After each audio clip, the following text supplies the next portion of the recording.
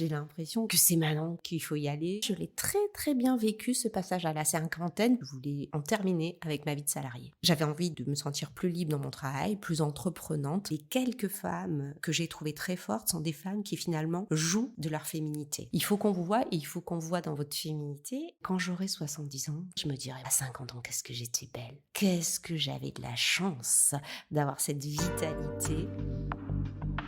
Bonjour et bienvenue dans 50 ans et toutes mes dents, le podcast de celles qui abordent et traversent la cinquantaine avec optimisme et croquent leur futur professionnel à pleines dents. Parce que la seniorité est une vraie valeur ajoutée, apprenons à la savourer et la valoriser. Je suis Karine Arnaud, coach professionnel et booster d'impact positif des carrières féminines. Je vous emmène à la rencontre de femmes inspirantes qui croquent leur futur professionnel à pleines dents avec audace et optimisme. Je vous partage également mes recettes pour nourrir votre confiance, booster votre énergie, développer votre influence, capitaliser sur vos talents, devenir votre propre opportunité et oser avec le sourire. Comment faire de ce cap tabou une période fertile, libératrice, créatrice de transformation et génératrice d'énergie?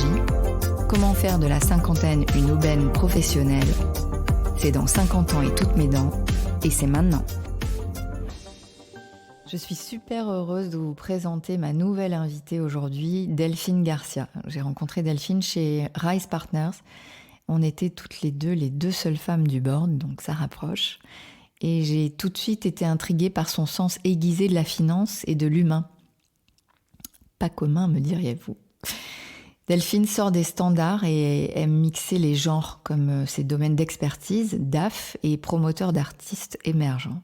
Pour elle, la cinquantaine a été une véritable renaissance.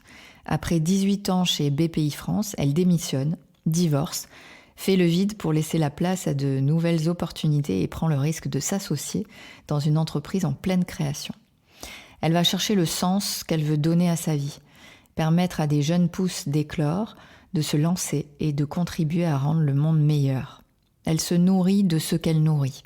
Dans cet épisode, nous nous sommes interrogés sur comment tout recommencer à 50 ans, comment faire d'une rupture professionnelle ou personnelle une aubaine, comment et pourquoi apprendre à se montrer et affirmer sa féminité.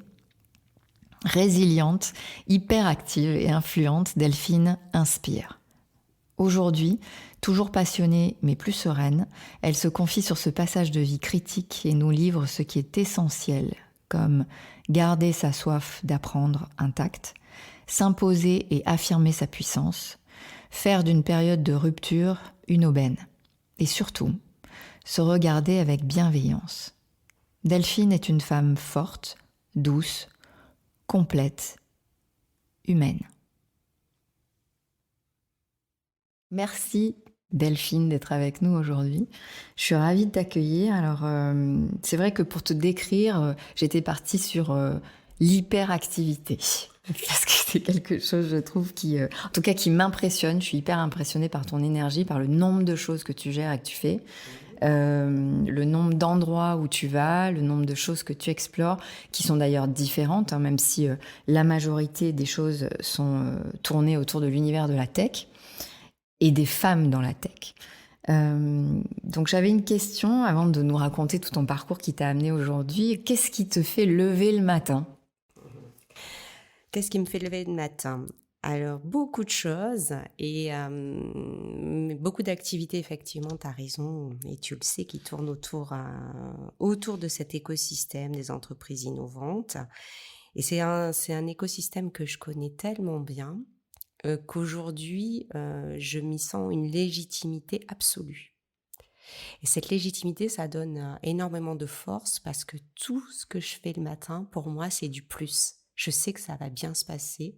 Il y a toujours tout un tas de problèmes à résoudre toute la journée dans ces multiples activités, mais il y a aussi beaucoup de rencontres. Et je sais que j'apporte, j'ai le sentiment en tout cas d'apporter un vrai plus, ma pierre, mon expertise, mon expérience et de faire progresser à chaque fois les choses. Je le dis vraiment, peut paraître un petit peu prétentieux, mais je le dis avec sincérité. J'ai l'impression que cette légitimité qui est possible aussi, et c'est le lien avec ce podcast, avec l'âge, je crois. En tout cas, pour moi, c'était nécessaire.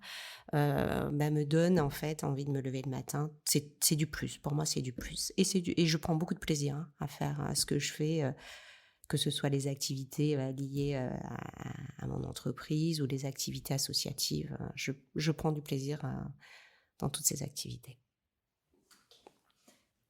Donc, déjà, qu'est-ce que tu peux nous dire de ton parcours? C'est-à-dire qu'aujourd'hui, tu fais plein de choses, évidemment, mais comment tu es arrivé à ce que tu es aujourd'hui? Quels sont les moments clés de ton parcours que tu as envie de nous partager? Alors, moi, je suis issue d'une famille assez simple, une famille ouverte, mais pas cultivée, on va dire, où il n'y a pas beaucoup, en tout cas, de culture. Une famille assez terre à terre. Ce sont des faiseurs.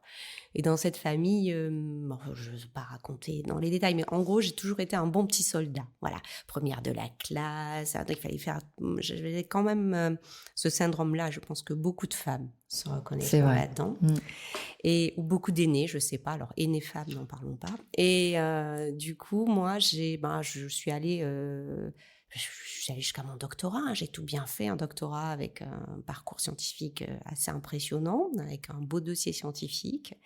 Et par contre, au bout de 5 ans à l'université, je me suis rendu compte qu'en fait, même si la recherche me plaisait, je suis biochimiste de formation. Je trouvais que c'était un milieu qui était clos, qui était très auto-centré, avec une culture du mandarinat affreuse, et je me sentais étouffée. Donc, j'ai voulu partir, j'en suis partie, pour explorer d'autres aventures. Et c'était comme si j'avais fait tout ça pour ça. C'est-à-dire toutes ces études pour cette reconnaissance. Et une fois que je l'avais, une fois que j'étais en place, une fois que j'avais les diplômes, le poste, dire, non, finalement, ça ne me fait pas rêver. Donc, ce n'était pas anodin pour moi de le faire. C'était comme si je renonçais au confort que je m'étais créé et bâti, en fait. Et puis, je regrette absolument pas parce que du coup, je suis partie sans avoir vraiment d'idée arrêtée sur ce que je voulais faire, et je regrette pas parce que ça m'a amené où je suis aujourd'hui de fil en aiguille. Et de toute façon, ce parcours scientifique m'a servi. Donc ça, c'était important. Et avec ce parcours scientifique, je suis arrivée dans la tech, puis le financement de la tech dans les années 2000, où les fonds d'investissement cherchaient des profils justement techno pour comprendre des sujets qu'ils devaient financer. Il fallait un petit peu de culture scientifique pour arriver à lire des brevets et à apprécier les projets qui étaient portés par ces entreprises-là. Donc j'ai basculé dans le financement, mais je ne suis pas une banquière à la base, je suis une scientifique qui finance des entreprises technologiques. Ça change aussi la donne parce que quand je discute avec des chefs d'entreprise, je suis d'abord intéressée par ce qu'ils font, par leurs produits, par leurs services, donc par vraiment leur ADN. Et après, on met des chiffres dessus. Voilà, j'essaye de comprendre ce qu'ils font, leur stratégie, et de trouver comment mettre ça en chiffres et comment le financer. Voilà, c'est ce qui fait un peu ma différence, et je pense ma sensibilité par rapport peut-être une sensibilité différente en tout cas, par rapport à mon parcours de financement de l'innovation. Et voilà comment j'en suis arrivée là, parcours. Et tu nous avais, quand justement, on a préparé cette interview, tu m'as parlé aussi d'un premier carrefour qui était celui-là, et puis d'un deuxième carrefour, si tu as envie de nous en parler. Alors celui-là peut-être plus lié à ton parcours perso en tout cas, mais qui justement t'a permis en tout cas de t'orienter différemment. Bah oui, parce qu'en fait, ça c'est vrai que c'est plus perso, mais ça fait partie de la vie, et ça forcément, moi je crois pas aux choses très scindées, donc je pense que la vie personnelle, la vie professionnelle, elles s'interpénètrent complètement et qu'elles sont liées. Et c'est vrai qu'en fait, moi j'avais 2 enfants très jeunes quand mon mari a décidé qu'on allait divorcer, donc c'est quelque chose que j'ai subi. Et moi j'étais dans une espèce de toute puissance. J'étais très forte, je me trouvais très belle, j'avais de beaux enfants, le job allait super bien. Et là, baf, ça a été quand même assez dur pour moi parce que du coup, ça a complètement chamboulé la donne, ça a changé ma vie, vraiment, parce que je me suis retrouvée réellement seule. Il a pas trop joué le jeu, on va dire. Donc, je me suis retrouvée vraiment seule avec des enfants pas simples à gérer, hein. Et, et ça m'a renvoyée, en fait, bah, justement, alors pas à l'impuissance, mais à la non-puissance. C'est-à-dire que des fois, dans la vie, il y a des choses qui nous échappent complètement. On a beau voir que c'est compliqué et que c'est compliqué à redresser. On peut faire, on peut agir, mais on n'est pas assez puissant pour pouvoir tout remettre dans l'ordre, entre guillemets. Mais ça va aussi avec ma volonté de bien faire, d'être parfaite, etc. Donc en fait, ce deuxième carrefour, de façon un peu violente, m'a appris que j'étais pas parfaite, que j'étais pas toute puissante et qu'il allait falloir composer avec énormément de choses. Moi, je m'étais déjà un petit peu rendu compte quand même dans le milieu professionnel, mais disons que c'est venu quand même être un gros bémol voilà, dans mon allant, quoi, voilà. Mmh.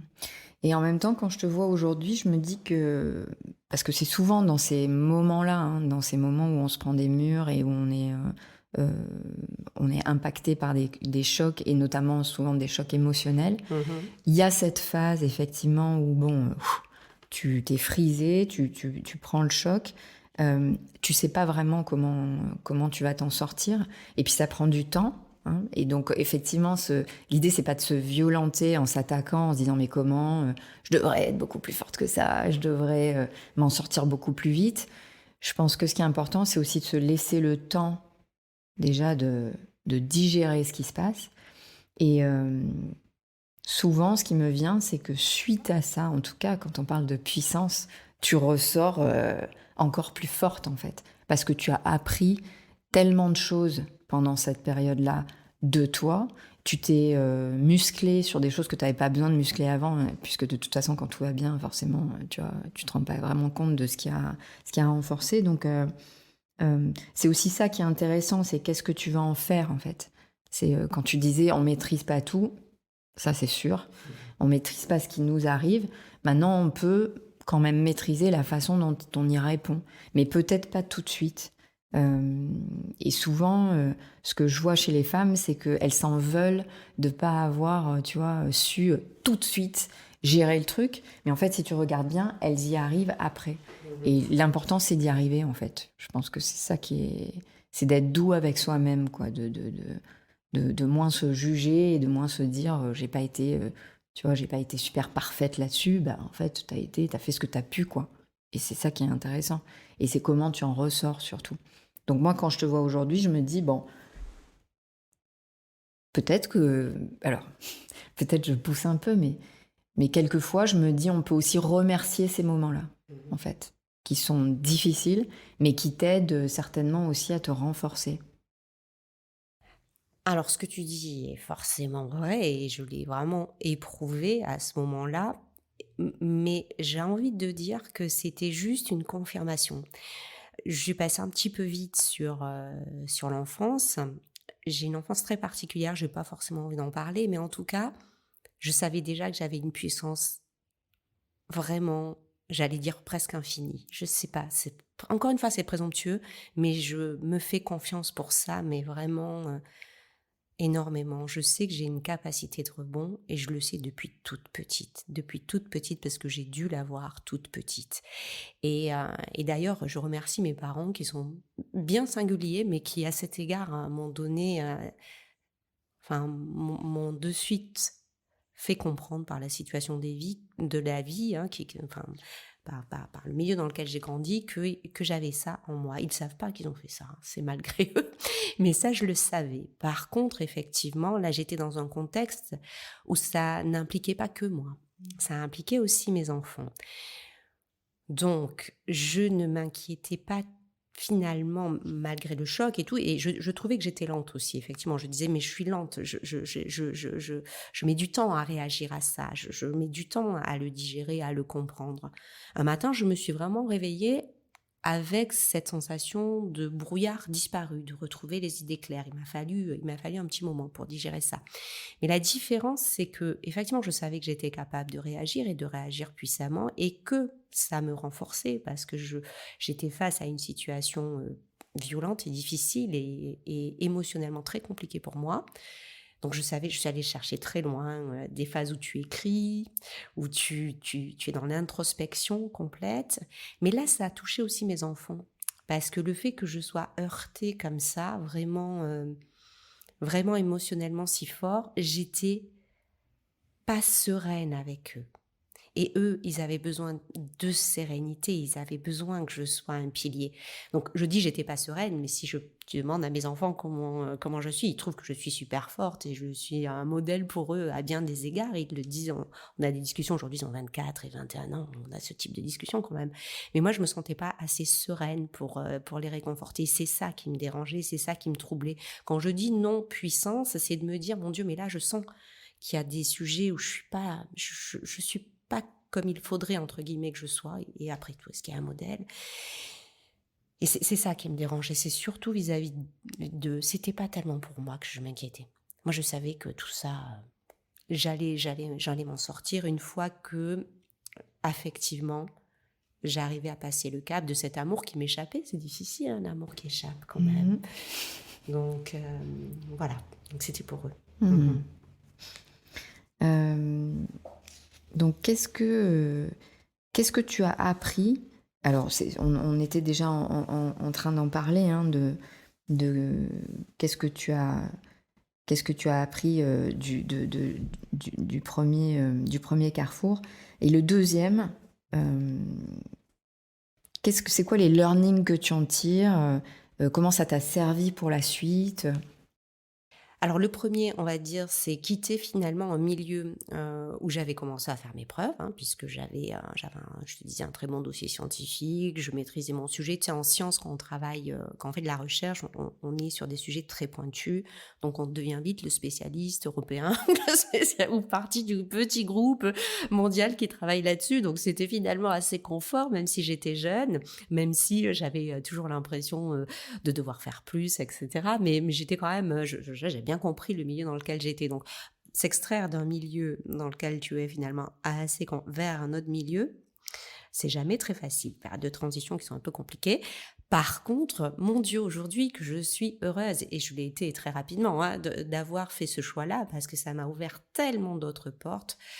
Donc, de ce premier changement, c'était vraiment, je t'en ai déjà parlé, la notion de renoncement. Savoir renoncer, savoir se dire, bah ça, finalement, ça m'a convenu pendant un certain temps, j'étais bien là-dedans, mais aujourd'hui, c'est plus le cas. Donc oui, moi, je fais le choix d'abandonner, c'est jamais tout blanc ou tout noir, hein, il y a toujours des aspects qui nous manquent dans ce qu'on quitte ou dans ce à quoi on renonce, mais ça a toujours été positif derrière pour moi. En tout cas, j'ai toujours trouvé et pris beaucoup de plaisir aux aventures d'après. Voilà, donc ça m'a définitivement appris ça. Il ne faut pas avoir peur de recommencer. Pas avoir peur de recommencer.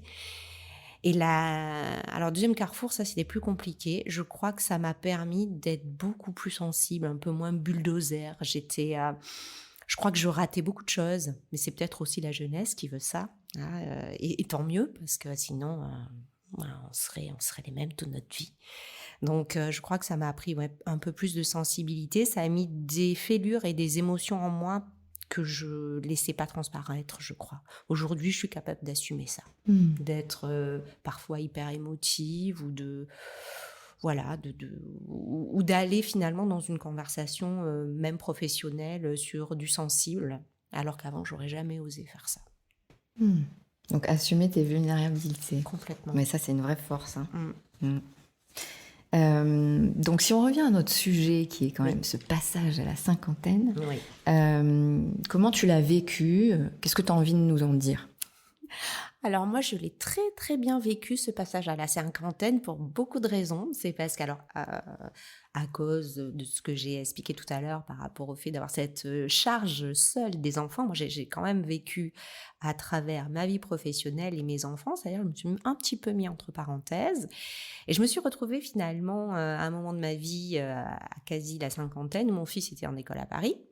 Ma fille, alors j'hébergeais aussi un jeune réfugié de l'âge de mes enfants, donc mon fils de 19 ans, enfin peut-être 20, en école à Paris, ma fille en terminale et ce jeune réfugié qui ratent tous les 2 leur examen. Moi, j'étais, ce jeune réfugié, je devais l'accueillir quelques semaines, il est resté plus d'un an et demi chez moi.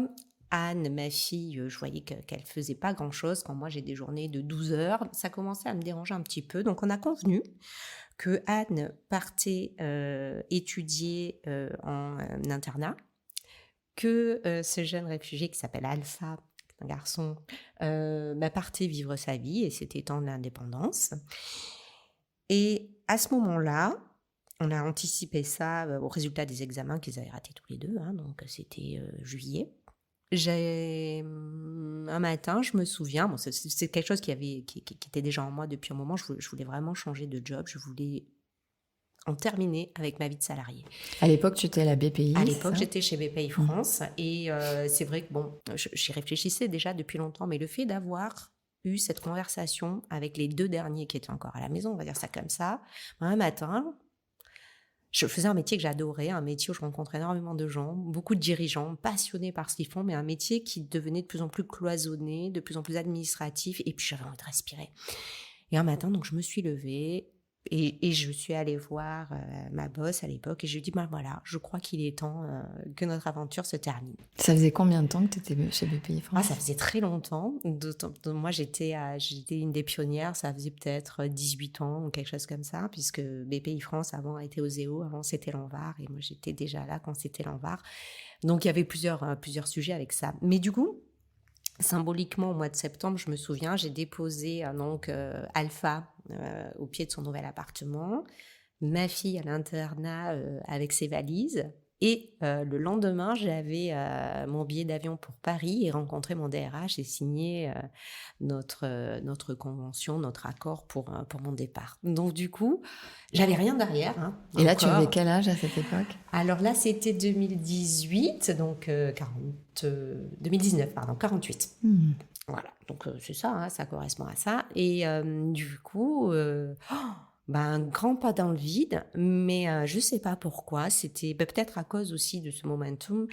J'étais vraiment contente, quoi. J'étais heureuse de faire cette démarche-là. Et en même temps,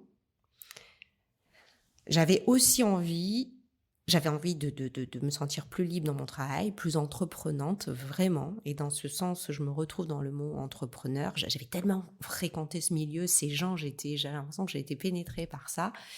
Et j'avais aussi envie d'une aventure que j'avais pas eue dans ma vie, finalement. C'est une aventure avec un homme. J'avais vraiment envie d'une aventure de couple. Et je ne sais pas pourquoi, intuitivement, je pensais que tout était lié, que je pouvais pas vraiment rencontrer quelqu'un dans une vraie relation ou quelque chose de... Si je faisais pas aussi cette démarche-là, personnellement, je sais pas pourquoi. Et en fait, quand j'y ai réfléchi, je me dis que j'avais raison. Parce que j'ai fait un super pot de départ où j'ai invité tout un tas de dirigeants, de chefs d'entreprise avec qui j'avais eu des moments intéressants, des moments forts et que j'avais appréciés, des personnalités que j'avais appréciées.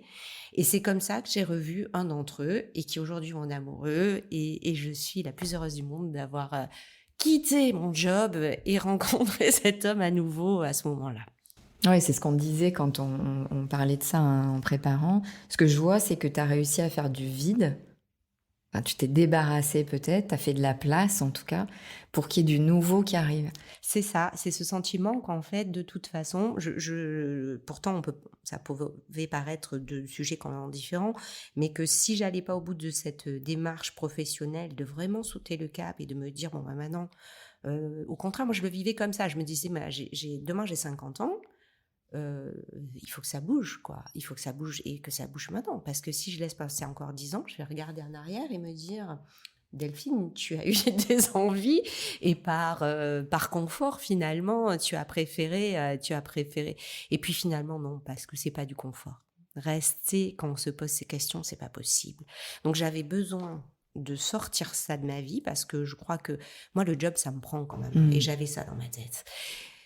Et avec ça dans ma tête, je crois pas que j'étais ouverte, à autre chose. Je crois que j'étais préoccupée par cette situation professionnelle, comment je la vivais, de moins en moins bien.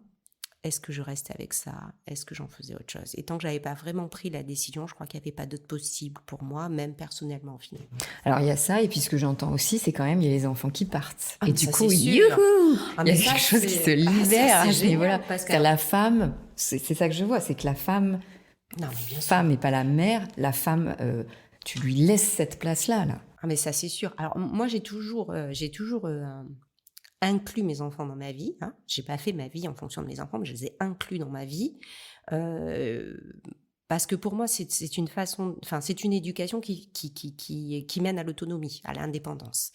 Donc le fait qu'ils partent me rend heureuse. Pas parce que je ne les ai pas au quotidien, ils auraient choisi de rester, dans l'environnement, à Nice, hein, ça aurait été comme ça, pas de sujet. Mais le fait qu'ils choisissent de partir et de faire leur chemin, pour moi, c'est une victoire sur la façon dont je les ai éduqués. Et en même temps, c'est vrai que je me dis, mais alors là, je suis dans une grande maison, on était 4, tous les 3 partent et finalement sur des chemins qui sont plutôt sympas, donc j'ai pas de sujet, je m'inquiète pas pour eux, au contraire, je suis toujours là, les grandes lignes, plutôt en mode tuteur, je sais pas comment dire, enfin avec une approche différente. Je les accompagne beaucoup dans leur changement de vie, en tout cas, je les laisse venir et me poser les questions, mais là, moi, ça me donne je me dis: «Mais demain, je vais me retrouver dans la maison toute seule» et ça me fait pas peur. Ça vraiment, ça m'excite. Je me dis: «Mais ça va être chouette» parce que finalement, toute ma jeunesse, moi, j'ai beaucoup bossé. Moi, j'ai bossé pour mes études, je bossais à côté pour payer mes études. Après, quand je me suis retrouvée avec mon mari, ben, il y a pas trop eu de confort parce qu'il part, il me laisse seule et j'ai dû m'occuper aussi de tout ce quotidien et là, je me dis: «Mais finalement, je vais avoir comme une seconde jeunesse ou une première jeunesse, je ne sais pas comment il faut le dire, et je suis ravie. Je suis ravie qu'ils partent et qu'ils soient heureux. Je suis ravie de quitter mon job et je suis ravie de faire de la place pour tout ça. Et voilà. Et et tout ça arrive à la cinquantaine, quoi. Voilà, Hmm. entre 48, 49, 50. Voilà. Donc c'est parfait. Ok. Alors, effectivement, je me dis que ça serait bien aussi pour nos auditrices de bénéficier de tes lumières en tant que justement spécialiste de cet écosystème de la tech, et notamment aussi en tant que femme qui a vu plein de femmes. Et donc, quand on préparait cette interview, on s'est quand même posé aussi sur les chiffres qui sont plutôt alarmants, hein, sur la place des femmes dans l'univers de la tech. Donc, je rappelle notamment la dernière étude de Sista en partenariat avec BCG, qui pose que donc les femmes sont très minoritaires au poste de direction dans les entreprises du French Tech 120 et on en compte seulement 22%. Que du côté du Next 40, les entreprises sont encore moins féminisées avec 18% contre 20% pour le 440. 440 qui aussi est à la peine évidemment. Et que la situation est encore plus inquiétante quand on se concentre sur les C-level. Parce que par exemple pour le Next 40, les femmes occupent seulement 9% des postes C-level. Donc, tu me disais que déjà, quand tu étais à la BPI, donc tu étais dans l'accompagnement, évidemment, des entreprises. Alors, je vais pas le dire pour toi. Qu'est-ce que tu as noté à ce moment-là et qu'est-ce que tu t'engageais à faire? Alors, quand j'étais chez BPI France, moi, je finançais des entreprises innovantes. Donc, je rencontrais des dirigeants, j'essayais de comprendre leurs projets, leurs strates et de voir comment les outils financiers qui étaient à ma disposition pouvaient les aider à faire progresser leur entreprise. Je rencontrais énormément de dirigeants, mais vraiment peut-être 200 par an sans exagérer. Et par contre, effectivement, très peu de femmes, hein. Donc très peu de femmes, c'est un peu la conséquence de peu de femmes dans les écoles ingé, peu de femmes, voilà. Du coup, ce que je faisais systématiquement quand j'étais sollicitée par une femme dirigeante pour un rendez-vous, je prenais ce rendez-vous. Sinon, le reste, je filtrais, je regardais si c'était vraiment dans ma politique, hein, Donc, j'accordais systématiquement des rendez-vous aux femmes dirigeantes pour beaucoup de raisons, même si j'avais pas les outils financiers selon les entreprises qu'elles dirigeaient, hein, pour les accompagner. Parce que souvent, alors d'abord, elles ont beaucoup moins de réseau que les hommes. Donc, à la place que j'avais quand on a un carnet de chèques, on est dans tous les réseaux, hein, tout va bien, tout s'ouvre. Donc moi, j'avais beaucoup voilà, beaucoup de réseaux, donc j'ouvrais bien volontiers les portes pour elle. En tout cas, j'essayais de jouer ce jeu-là. Et puis aussi, je me permettais de renvoyer quand même souvent, de les renvoyer à leur propre discours. Je m'explique. J'avais souvent en face de moi des hommes entrepreneurs qui, même pour des entreprises en création où il n'y avait pas beaucoup d'actifs, pas beaucoup d'activités, où ils m'expliquaient qu'en fait, ils allaient être les rois du monde et que vraiment, j'avais tout intérêt et tout à gagner à financer et participer au développement de leurs projets. Quand des femmes qui avaient des actifs, du chiffre d'affaires, des clients, me disaient qu'elles me présentaient leurs petits projets, qu'elles dirigeaient une petite entreprise. Et souvent, ce que je faisais donc, je les écoutais parler, je notais tous ces mots-là. C'est tellement plus facile de l'extérieur. Je peux le faire aussi, moi, hein, parfois, en présence d'autres hommes, mais c'est tellement plus facile de le voir de l'extérieur. Et je notais tous ces mots, c'est petit, c'est un peu, c'est ce manque finalement.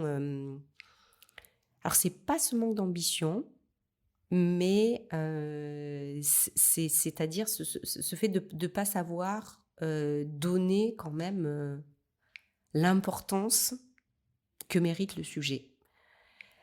Je pense qu'il y a quand même quelque chose, bon, on le sait tous, on le vit tous de façon un petit peu intuitive, on s'en rend compte quels que soient nos milieux, mais là, vraiment, ce que je peux dire, je pense que c'est pas ce dont je suis sûre, c'est que c'est pas une généralité. Mais une fois qu'on a dit ça, alors on peut donner des clés, on peut inclure, on peut renvoyer ça, on peut y travailler. C'est pour ça que je fais partie d'associations comme les professionnels. On va dans les écoles, on rencontre les jeunes filles, on leur explique qu'on peut faire des sciences quand on est une fille, qu'on peut faire des maths, qu'on peut faire de l'info, parce qu'on a quand même ce poids sociétal qui est particulier, cet environnement dont on se rend parfois pas bien compte. Donc voilà, moi j'essayais toujours de donner là, de renvoyer aussi ce plafond de verre, pour employer des termes qui sont connus hein, dans ce milieu-là, enfin dans ces milieux professionnels, mais que finalement les femmes aussi se mettaient un peu toutes seules. Alors c'est ça qui est un peu compliqué.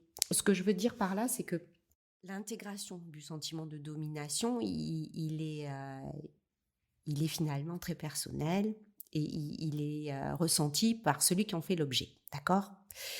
Une fois qu'on a dit ça, il faut se positionner par rapport à ça. Je veux dire, pour moi, il n'y a pas de victimisation dans ce que je dis. Il n'y a pas les bourreaux et les victimes. Ça pour moi, c'est pas un sujet. Mais c'est quand même d'être lucide sur la situation. Voilà. D'être lucide sur la situation et après d'essayer d'en jouer. Et d'ailleurs, les quelques femmes que j'ai trouvées très fortes sont des femmes qui finalement jouent de leur féminité. Mais vraiment. Et qui ont peut-être la maturité pour le faire très tôt. Voilà. Et j'ai trouvé ça. Et donc voilà, j'essayais d'inclure et de faire partager, de donner des retours, de donner du réseau, de donner certaines clés et aussi d'expliquer ces chiffres, de les mettre en avant parce que les chiffres, je trouve qu'ils ils sont violents. Et du coup, ça fait toujours un petit choc, quoi. Voilà. Oui, et puis je te rejoins parce que moi j'accompagne beaucoup de femmes et effectivement, alors il y a certains hommes qui ont ça aussi, mais il y en a peu. Dans ce que tu dis, le côté je me minimise, tout est petit et puis tant que j'ai pas tout bien, j'ose pas. Ça c'est vraiment vraiment très présent. C'est-à-dire le côté en processcom, tu sais, on parle de promoteur chez les femmes. C'est-à-dire cette capacité à parler de soi, à poser sa valeur, à la laisser voir, à se rendre visible, c'est rare. Peut-être, certainement. Parce qu'on a été engrammé quand même depuis des générations avec il faut pas trop dépasser du cadre, il faut être la jeune, la petite fille sage. Et être sage, c'est ne pas déranger, ne pas trop montrer. Et donc ça s'engramme depuis des générations et ça fait effectivement des femmes. Alors, j'ai l'impression, moi, que les jeunes femmes aujourd'hui sont différentes et c'est tant mieux. Mais notre génération à nous, enfin, je veux dire celle qui aujourd'hui ont entre 45 et 55 ans, alors je parle même pas de celle d'avant, mais on est beaucoup, beaucoup là-dessus. C'est-à-dire on est enfermé sur ce truc de dire, faut pas trop montrer, il faut... Et donc il y a vraiment un travail à faire, comme tu disais, avec qu'est-ce que je fais avec ça, moi, en fait? Comment je me donne à voir? Comment j'arrive à ne plus me faire toute petite et à me mettre suffisamment grande pour qu'on me regarde. Et je pense que ça, c'est un vrai travail. C'est pas facile, hein. C'est pas facile du tout d'assumer ça et de le montrer. Mais c'est vrai qu'il y a quelque chose de beaucoup plus naturel. Est-ce que c'est naturel ou est-ce que c'est parce que c'est là depuis très longtemps chez les hommes? Mais en tout cas, je trouve que c'est les femmes. Chez les femmes, oui, il y a vraiment ça. Il faut qu'on coche toutes les cases pour arriver à postuler à un job. Enfin, Alors moi, je dirais que dans ma situation, c'est un peu plus complexe que ça. Parce que pour le coup, ma famille, qui n'est pas forcément, voilà, mais qui reste une famille très ouverte, bah pour nous, filles, garçons, ça n'avait pas vraiment de différence. C'est-à-dire où tu étais capable ou tu l'étais pas. C'était plutôt ça. mais ça, c'est une chance. Et moi, j'ai découvert cette relation de domination, parce que pour moi, si on était capable, du coup, on avait.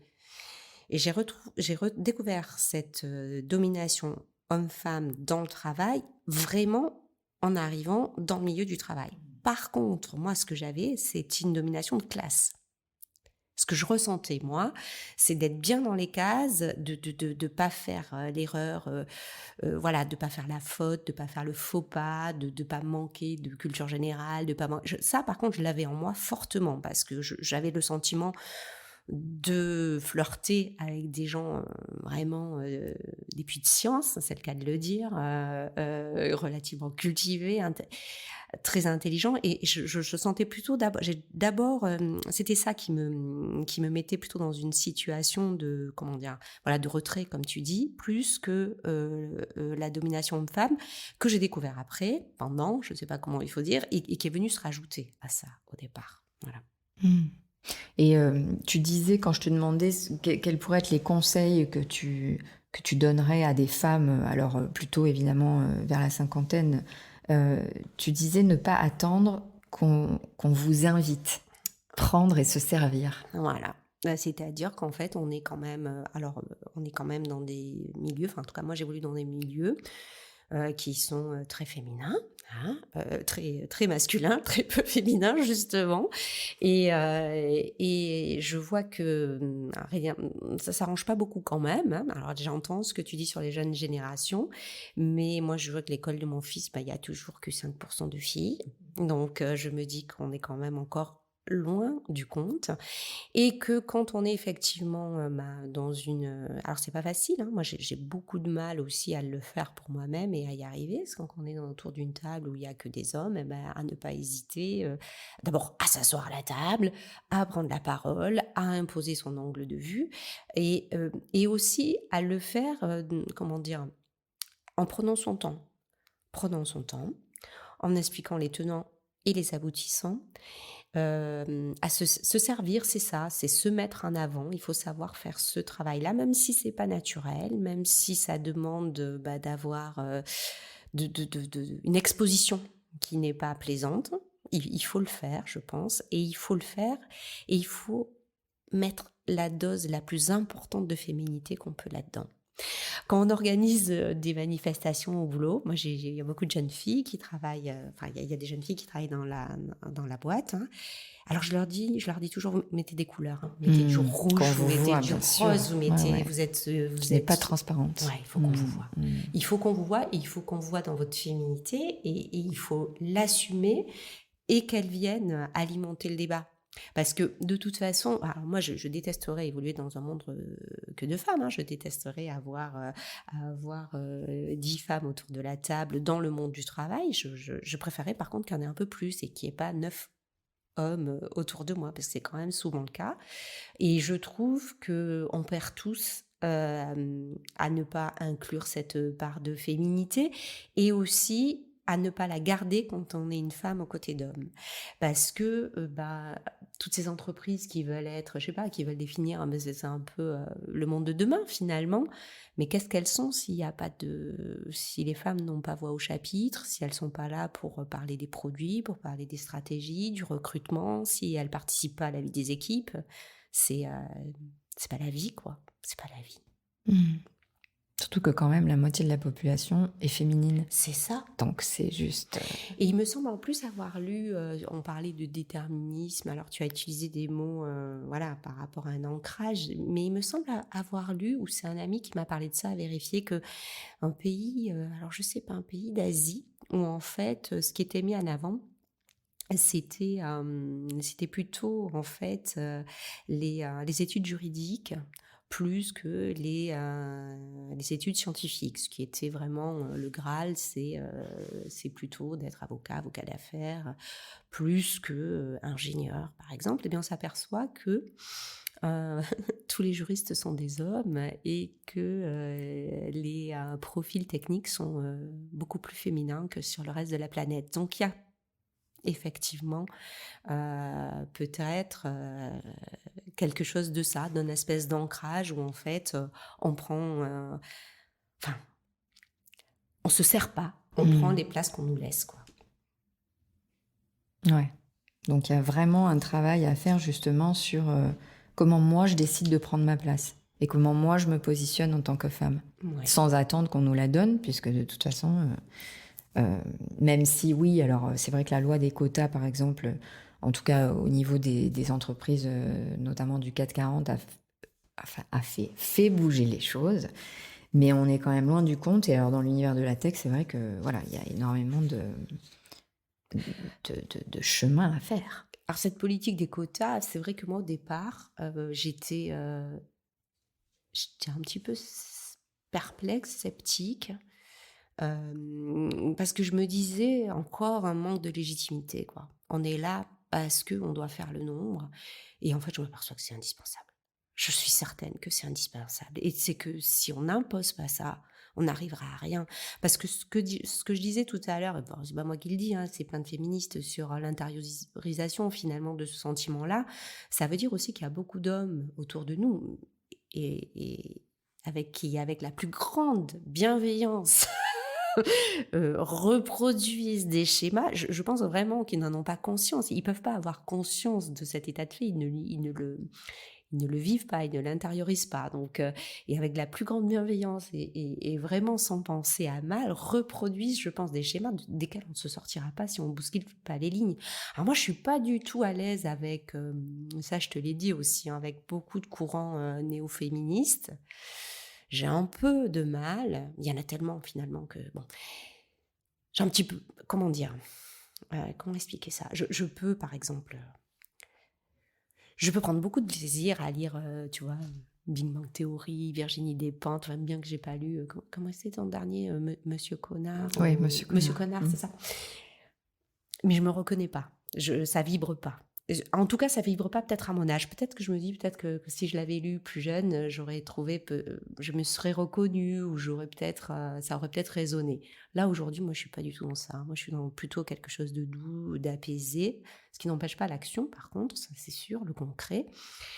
Donc, je suis pas trop en phase avec cette virulence-là, mais je pense que les quotas, il faut en imposer, parce que sinon, on débloquera pas les situations.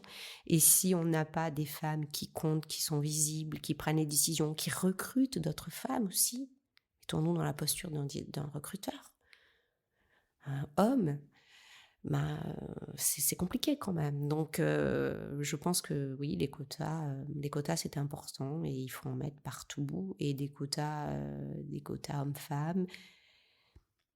Et puis aussi, peut-être, revenir, mais alors ça, c'est un sujet un peu qui va nous dépasser, mais je pense sur le rôle de l'école dans la mixité sociale. Parce que la mixité, elle n'est pas que genrée, elle est aussi sociale. Et pour moi, on perd aussi beaucoup à écarter tout un pan de la population des entreprises du futur. Donc, si on revient sur ta vitalité, qui est quand même, moi, ce que je trouve un de tes points de caractère fort, fort, fort, fort, c'est quoi ta recette? C'est quoi ton ingrédient secret pour avoir autant de peps et de vitalité? Alors moi je trouve que j'en ai beaucoup moins qu'avant, forcément. Après oui, je sais, je suis quelqu'un qui a pas mal d'énergie, hein, j'en ai toujours eu beaucoup. beaucoup, beaucoup, beaucoup. Là, j'ai l'impression quand même que c'est maintenant, quoi, qu'il faut y aller, qu'il faut rien perdre, qu'il faut pas perdre une minute, que tout est bon. Donc ça, c'est sûr que ça participe, hein, de mon état d'esprit. Après, je vais dire quelque chose et je veux en parler parce que je trouve que on n'en parle pas assez, même entre copines. Et bien que tu me disais que maintenant ça commence à être sur la place, je trouve que la cinquantaine, c'est aussi un moment particulier pour les femmes et qu'il se passe beaucoup de choses, hein, au point de vue hormonal notamment, qui sont pas toujours faciles à gérer. C'est une transition physique qu'il faut assumer. J'ai hésité un peu quelques semaines, quelques mois, mais maintenant je prends des hormones et ça m'a redonné. J'ai l'impression de me retrouver. Je le dis, ça paraît un petit peu futile, mais ça l'est pas parce que j'ai passé quelques semaines, quelques mois là un petit peu dérangée par ce changement, cette bascule. Et si on m'avait simplement dit avant, mais mon Dieu, mais préviens ça, et tu prends ça, et ça va se passer comme une lettre à la poste, ah ben, ça m'aurait permis de gagner quelques mois, quelques semaines, et de pas être dans une période de flottement qui a été désagréable. Donc j'encourage toutes les femmes à regarder ce qui peut être fait pour les aider, si besoin, à gérer ce moment de façon intime.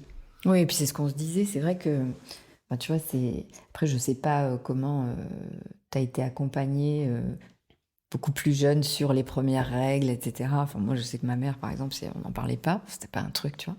Bon, là, moi, j'ai plus ma mère, donc... Mais c'est vrai que on n'est pas, comme tu dis, je trouve qu'on n'est pas préparé. C'est vraiment un sujet tabou. Alors, heureusement, ça commence à ouvrir, on commence à ouvrir. Après, c'est ce que je te disais, moi, c'est sûr que je m'intéresse au sujet, donc je vois de plus en plus de femmes qui prennent la parole là-dessus. Mais je pense qu'il y a un vrai besoin, parce que tout d'un coup, il y a une espèce d'incompréhension de ce qui se passe à l'intérieur. Il peut y avoir une incompréhension extérieure aussi, parce que, évidemment, puis alors les hommes, j'en parle même pas, parce que ça peut faire peur aussi. Je veux dire, si nous, déjà, on ne sait pas ce qui nous arrive et on ne sait pas les solutions, euh, et au-delà des solutions, pour mettre des solutions, il faut savoir quels symptômes tu as, parce que, enfin, moi, j'ai été brassée par des trucs, je pensais pas du tout, par exemple, que c'était ça, tu vois, que c'était la ménopause ou quoi. Je me dis, je vivais quand même un stress perso énorme, donc je pensais que c'était ça, que c'était le stress. Je me suis rendu compte après que c'était pas que ça, mais je trouve qu'on n'est vraiment pas accompagné, et je pense que là aussi, la libération de la parole, elle est essentielle pour se le dire entre nous. Alors ça, c'est très important ce que tu dis, Karine, parce que tout à l'heure, on faisait référence à ces milieux d'hommes avec des hommes qui avaient du mal à comprendre, hein, que leur comportement générait cette espèce de sentiment de domination ou d'exclusion, je ne sais pas comment le dire, mais ce qui me paraît complètement hallucinant, c'est qu'on reproduit ces schémas entre nous si on ne fait pas attention. Et quand on parle de sororité, eh bien des fois, moi, je grince un petit peu. Je te dis ça, je te donne un exemple. Moi, j'ai un groupe de femmes dont je t'ai parlé qui s'appelle les Amazones. Déjà, j'adore ce nom, je peux le dire, génial. Non, génial. Alors, c'est un groupe de femmes, on est en une quinzaine, on n'est pas énormément. On a été, c'est à l'initiative de deux amies qui me sont proches, chacune a amené des amis et on a inclus jusqu'à 15 femmes. On fait des dîners régulièrement entre nous. La plus jeune vient d'avoir 30 ans. La plus vieille a 85 ans passés. Ça, c'est top. Eh bien alors, moi, personne ne m'a expliqué dans ce groupe-là ce qui allait se passer. Et je trouve dommage qu'on n'ait pas abordé ce sujet. Du coup, par contre, alors je suis très proche de la plus jeune et je sais qu'avec Clara, pour le coup, en plus, elle est tout à fait ouverte et comment dire, et demandeuse aussi. Peut-être il y a cet effet-là aussi, hein, comme tu dis, de ces jeunes générations qui demandent, en tout cas, qui vont chercher l'info. Et du coup, avec Clara, on a beaucoup de discussions sur la féminité, mais la sexualité et tout ce qui touche effectivement de près ou de loin à des à de l'intimité, mais comment dire, dans une universalité. C'est pas là pour se raconter, hein, et du coup, ça, c'est important. Et c'est vrai que j'espère que, et je pense que tu as raison, ma fille sera plus ouverte là-dessus que moi je l'ai été. Et c'est dommage parce que ça fait effectivement perdre du temps et se poser des questions inutiles, quoi. Mais du coup, c'est peut-être grâce à nous, notre génération, quand on commence à en parler comme ça, que justement, tu vois, moi, je travaille beaucoup sur l'intergénérationnel. Je pense qu'on a... Peut-être que notre mission à nous, de notre âge aujourd'hui, tu vois, c'est de faire péter ce tabou-là pour que les générations d'après soient pas dans notre situation, en fait, et soient complètement libres de parler de tout ça, et soient vraiment en connaissance, et donc moins chahutés. Je pense qu'il y a de ça. Moi, ce que je vois aussi quand tu arrives sur ces âges-là, c'est que tu es plus dans la transmission. Il y a un shift qui se fait où tu as envie de transmettre. Et là, je trouve que... Alors, il y a eu des générations qui ont fait péter les soutifs, tu vois, etc. Peut-être que nous, notre génération, c'est ça. C'est de libérer la parole sur la ménopause et sur tous ces sujets-là. Et je trouve ça hyper puissant, là, pour le coup. Je trouve ça bien, vraiment. Oui. Après, c'est vrai que ce qui est intéressant, en tout cas, j'ai l'impression que pour une fois, ça sort de la sphère de l'intime et qu'effectivement, on connaît plein de comptes, enfin, moi, je connais plein de comptes Instagram qui parlent de tous ces sujets-là, de sexualité et de ménopause et de sexualité d'un point de vue féminin. Et ça, je trouve ça très, très important pour les filles et pour les garçons. Donc, alors pour le coup, moi, je sais que mes enfants, je leur envoie, je ne sais pas après ce qu'ils en font, mais dès que je trouve des sujets un petit peu sympas où effectivement sont abordés tous ces sujets-là, je les envoie à ma fille, mais aussi à mon garçon. Voilà. Mais c'est super important parce que ça part des parents, hein, de pas faire trop de séparation entre les deux. Bien sûr. J'adore cette question et j'ai aussi adoré les réponses que tu as faites. Ce serait quoi le conseil que tu donnerais à la Delphine de 45 ans? Ah oui, alors quand tu m'as posé cette question, je me suis dit quel conseil. Moi, j'ai trouvé finalement que la Delphine de 45 ans, elle s'était pas trop mal débrouillée parce que j'ai raconté tout à l'heure comment j'ai changé, enfin j'ai quitté ma boîte et j'ai laissé tomber le salariat pour définitivement vivre une vie entrepreneuriale.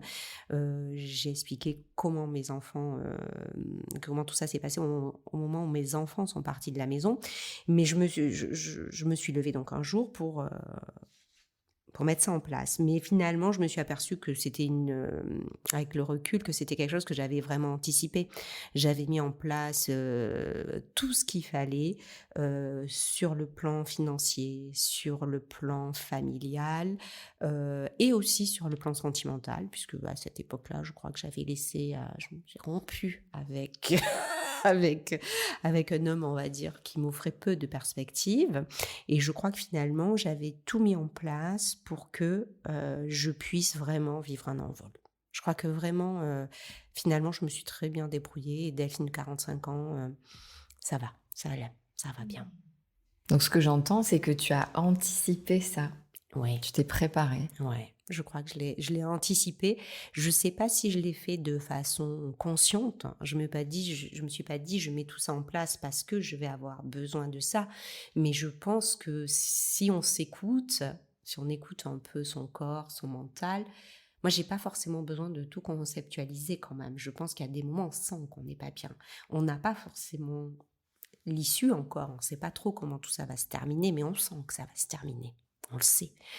Donc, je pense qu'inconsciemment, tout ce que j'ai mis en place, c'était une sécurité. Moi, j'ai besoin de sécurité. Hein. Je suis un petit peu, j'ai expliqué, j'étais un peu seule à gérer toutes mes étapes là, et donc j'ai besoin de me sécuriser moi-même. Donc, j'ai mis en place des éléments sécurisants pour pouvoir passer le cap si j'en avais envie. Et j'ai bien fait. Et je t'avais posé la question, quelle est ta devise et ton mantra? Et tu m'as dit, voilà, j'ai pas de devise, mais... Et j'adore ta réponse aussi, vas-y. Ah oui, alors donc pas de devise, pas de mantra, parce que non, j'ai rien qui me soit... Bien que je suis plein de petits carnets où je note tout un tas de phrases que je trouve percutantes, mais par contre, ce que je fais, c'est pas ce que j'essaie, ce que je fais, c'est parfois, moi je suis comme toute, hein, je me regarde dans la glace à 50 ans, je vois une petite ride supplémentaire, je vois que je ressemble de plus en plus à ma maman, donc ça me fait parfois un peu peur, comme tout le monde. Enfin, comme tout le monde. En tout cas, moi, ça me fait peur parfois. Et ce que je me dis à ce moment-là, c'est je me dis, mais quand j'aurai 70 ans, quand j'aurai 75 ans, je me retournerai et je me dirai, mon Dieu, mais à 50 ans, qu'est-ce que j'étais belle, qu'est-ce que j'étais drôle, qu'est-ce que j'étais bien entourée, qu'est-ce que j'avais de la chance d'avoir cette vitalité et, heu et donc ben, j'essaye de faire ça maintenant, de pas me dire: «Bah, à 30 ans, j'étais mieux, à 40 ans, j'étais en pleine possession de mes moyens». Non, non, je me dis qu'en fait, je suis aujourd'hui, beaucoup mieux que dans 25 ans. Voilà. Je trouve ça sublime en fait, cette façon de te regarder, du futur. Bah, disons que moi, là, encore une fois, c'est un besoin de douceur, hein, tout ça. Ce que je te disais tout à l'heure, je me sens loin des combats féministes, j'aime pas du tout ce mot. Par contre, voilà, de façon, vraiment, latente, avec, douceur, gentiment, patiemment, tous les jours, bah, voilà, je pense, mettre, ma pierre à l'édifice. Ça revient à ce que je te disais au tout début. Voilà, mais à ma façon à moi, avec mon âge, qui je suis, ma situation de vie actuelle. Mmh. Mmh. Moi, je te dis bravo. Et donc pour conclure, je t'ai demandé, pour continuer la boucle et continuer d'ailleurs sur la sororité, et continuer cette discussion sur comment faire de la cinquantaine une aubaine professionnelle et une aubaine d'ailleurs tout court, hein. Quelle femme inspirante tu me recommanderais d'inviter? Alors, je t'ai cité un nom. Alors elle ne sait pas, hein, que je t'ai cité. C'est, quelqu'un qui s'appelle, Marie-Laure Guidy, qui est, une femme que je connais peu. Et je me suis dit que c'était intéressant parce que comme ça, j'écouterai le podcast avec beaucoup d'intérêt. C'est quelqu'un que j'ai rencontré, à quelques reprises, 3 reprises, dans mon milieu professionnel. Elle est associée fondatrice d'un cabinet d'expertise comptable qui s'occupe quasiment essentiellement d'entreprises innovantes dans le milieu de la bio. Donc quelqu'un qui trouve des financements et qui accompagne et qui fait grandir des boîtes qui travaillent voilà, sur des sujets, sur la recherche comme le cancer, sur des recherches d'actifs, etc. Donc, et qui est une femme assez exceptionnelle. J'ai trouvé qu'elle fait partie d'un nombre de réseaux incroyable, beaucoup d'ailleurs sur les femmes, la création d'entreprises, qui fait bouger les lignes, qui est d'une simplicité et déconcertante, j'ai trouvé. Et le jour où j'ai déjeuné avec elle, alors c'était très professionnel, hein, donc on ne s'est pas du tout attardé sur des milieux personnels.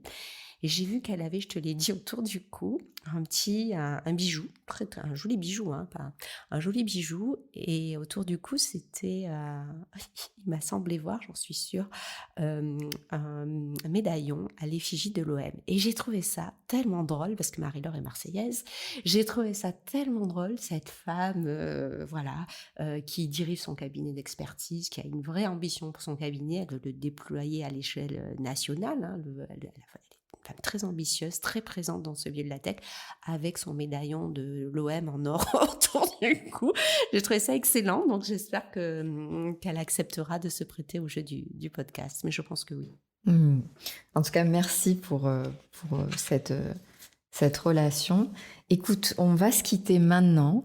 Je te remercie vraiment sincèrement parce que, bah, alors nous, on se connaît depuis un petit moment, mais là, je trouve que voilà, on est vraiment allé sur des sujets importants pour nous toutes et de façon complètement libérée, authentique et tranquille, et puissante aussi. Donc, je te remercie vraiment. Merci Delphine. Merci Karine, merci parce que c'est toi qui finalement nous ouvre la porte et nous invite à aller à la table. Donc ça, c'est important. Merci beaucoup. Merci. J'espère que vous avez pris autant de plaisir à écouter cet épisode de 50 ans et toutes mes dents que j'ai eu à le concocter pour vous. N'hésitez pas à nous soutenir en mettant 5 étoiles et un commentaire sur votre plateforme d'écoute préférée. Je vous dis à très vite avec de nouvelles inspirations pour croquer votre futur à pleine